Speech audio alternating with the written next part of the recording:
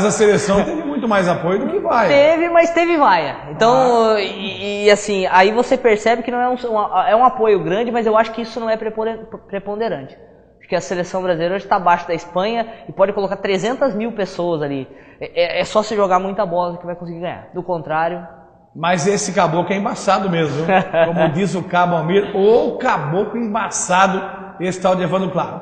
Nós vamos à matéria do jiu-jitsu, feito pelo Donizete Machado, com a imagem do Cláudio Gomes, e na volta, Evandro Claro, já a Rose vai estar conosco aqui no programa. Tchau, viu, seu urubu?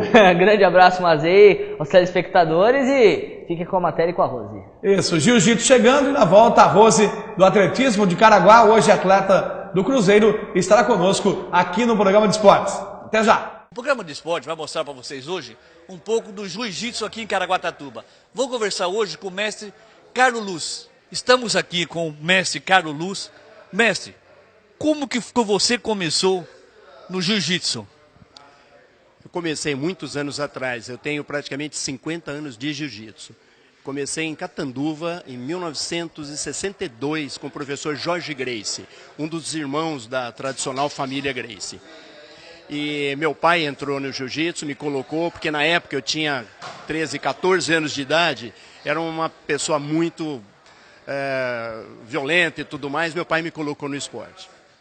Bom, não precisa falar da sua idade, você tem 65 anos, evidente. 65 anos, como que é essa idade praticando o jiu-jitsu? E como chegar até lá, né? Com essa forma física, evidente. Eu, apesar de algumas lesões, né, que o esporte traumatiza, pelo traumatismo do próprio esporte, eu estou bem, eu me sinto bem, não sinto a idade que eu tenho, eu estou sempre praticando, mas eu atribuo alguns problemas que eu tenho aos professores leigos que eu tive. Eu sou professor de educação física e somente depois que eu fiz faculdade de educação física é que eu vim a entender muitos exercícios errados que eu fiz durante a minha vida esportiva. Bom, você já falou da família famosa que passou por você. Quem que passou a mais na sua mão que hoje explodiu no jiu-jitsu?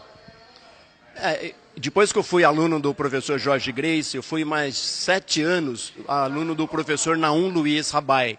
Hoje ele é 9º grau de jiu-jitsu, uma faixa vermelha, muito bom, excelente professor. E tudo que eu sei eu devo a ele.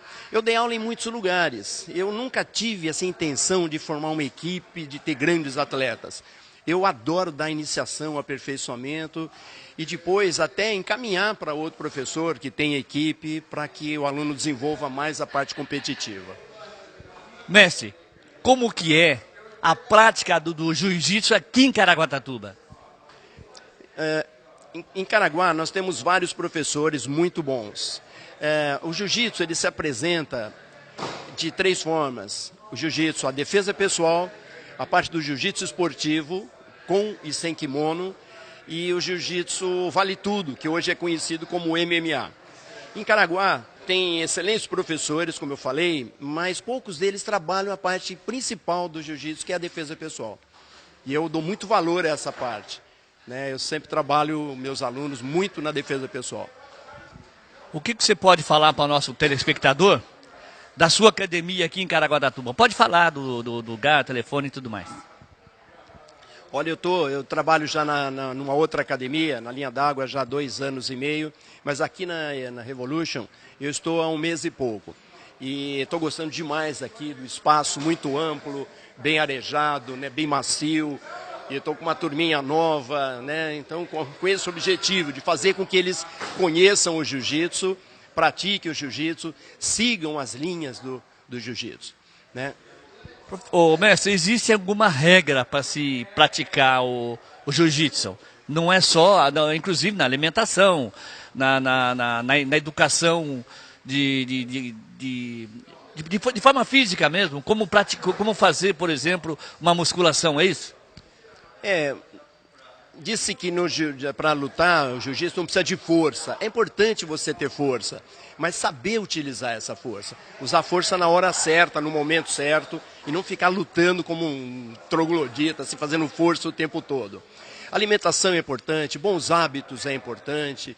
Então, o que eu prego muito com os meus alunos é vícios, drogas é um caminho e o esporte, a vida saudável é outro, né? E é esse caminho que a gente procura. Professor, nós temos que agradecer a sua entrevista, que é de grande valia para o nosso telespectador. Muito obrigado. Eu que agradeço a oportunidade de divulgar o jiu-jitsu, que é uma arte marcial muito antiga. Segundo se pesquisou, ela surgiu na Índia. Da Índia ela foi para a China, foi para o Japão.